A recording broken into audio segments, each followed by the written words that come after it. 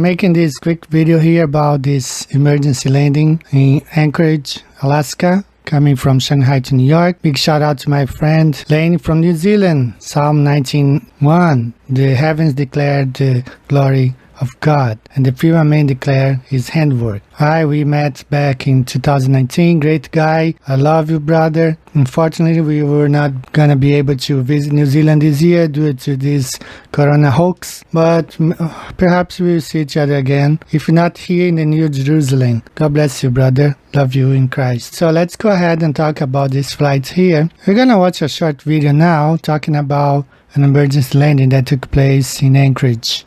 On March 23, 2018, a 60-year-old woman on a flight from Shanghai to New York began having trouble breathing. When she started slipping in and out of consciousness, the pilot knew there was only one thing to do to save her: dump more than 65,000 pounds of fuel into the sky. The flight then made an emergency landing in Anchorage, Alaska. The plane left Shanghai towards New York. In the middle of the flight, right in the middle actually, a lady who was experiencing shortness of breath, and the captain decided to land the plane. So that's why he landed the plane right here in Anchorage, towards New York. Now, I will explain this jet stream right here. This is how the winds go around, and the airplane cannot really fly a straight path over the center pole or the north pole here. This is what we call Mount Meru. This is the map. I'm gonna zoom in this a little bit. Okay, this is what what's his name, Mercator, drew back in the 1600s. He drew his map right here of the North Pole with Mount Meru right here in the middle, 4 rivers. That's why we are not allowed to go there. On today's map on the globe, you see a whole bunch of ice here, even in the Gleason's map. But this is most likely how it looks like. We are not supposed to, nobody. This place here is guarded by Russia. Okay, they're supposed to patrol this area here. So no airplanes fly directly over the North Pole. This is sacred land. I call it sacred because the throne of God, if you look in this perspective right here, okay, the throne of God is right above. Okay, we have here what we call Polaris, and the throne of God is right above it. So no one flies around exactly over this piece of land right here. So this is the path of the airplane coming from Shanghai on the flat earth. It's the only map that really makes sense, explaining not only flights but also the jet streams. If you compare, the globe makes no sense at all. It's all lines going up and down, zigzag lines. That makes no sense. But everything is better explained on the flat earth map. So the plane had to land right here in Anchorage on its way to New York. Alright, let's go back to this map right here. Here we have Shanghai, New York, Mount Meru right in the middle, and the flight that was supposed to go to New York, it had to land in Anchorage. Alright, that was the path of their plane, but this particular flight, due to an emergency landing, it had to land right here in Anchorage, Alaska. Everything is better explained on a flat earth map. Let's get a picture of the globe here. Alright guys. Okay, this is how the jet stream is supposed to work on the globe, which makes no sense at all. Zigzagging up and down, makes no sense. As you will see on the flat earth map, that's where it really makes sense right here. But what I want to tell you guys is that, you know, everything makes more sense on the flat earth map. This flight, just like the other ones, makes more sense on the flat earth map. You have the flight departing from Shanghai towards New York, but right in the middle of the way, he landed here in Anchorage due to an emergency.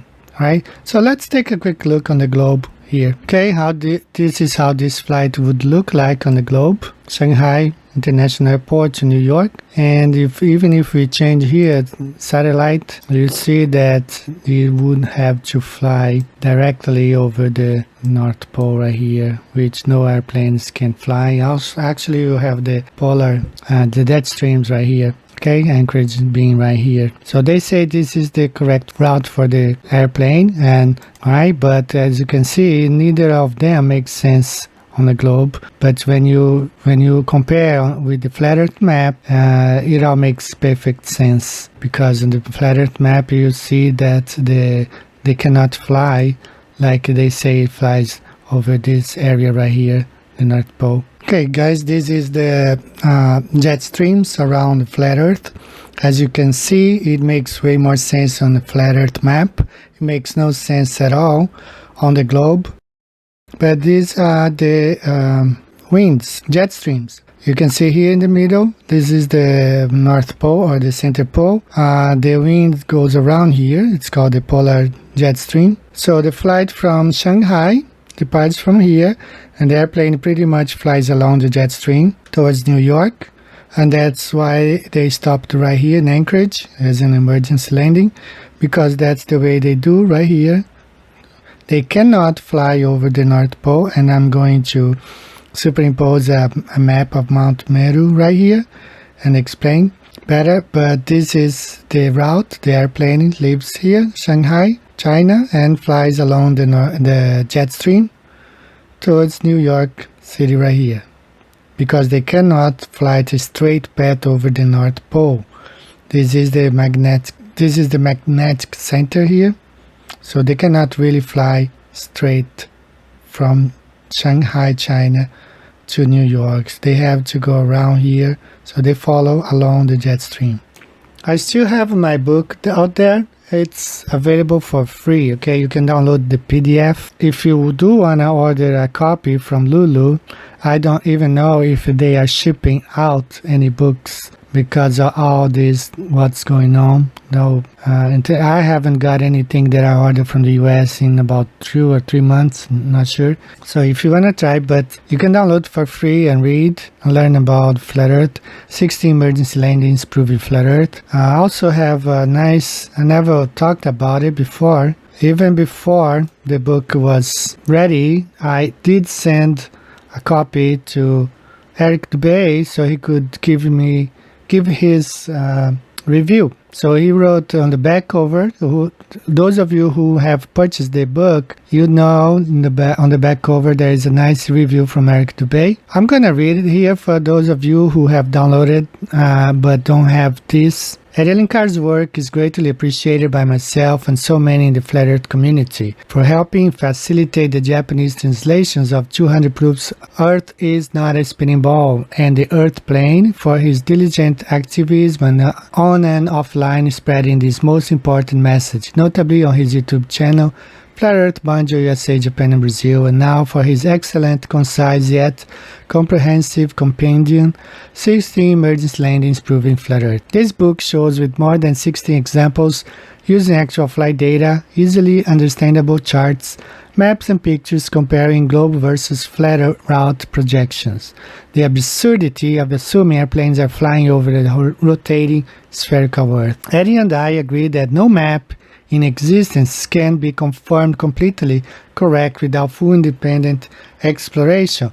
But this book clearly shows, and your own research will verify, that all commercial airplane routes, and especially during unplanned emergency landings, make far more sense when charted on Alexander Gleason's 1892 Flat Earth map than they do on any globe map ever created. If you are a flat earther, a globe skeptic, or even if you have never heard of this subject before, 16 emergency landings proving flat earth is a worthy addition to any library and sure to spark some fascinating thoughts, stimulating conversation. Eric Dubay.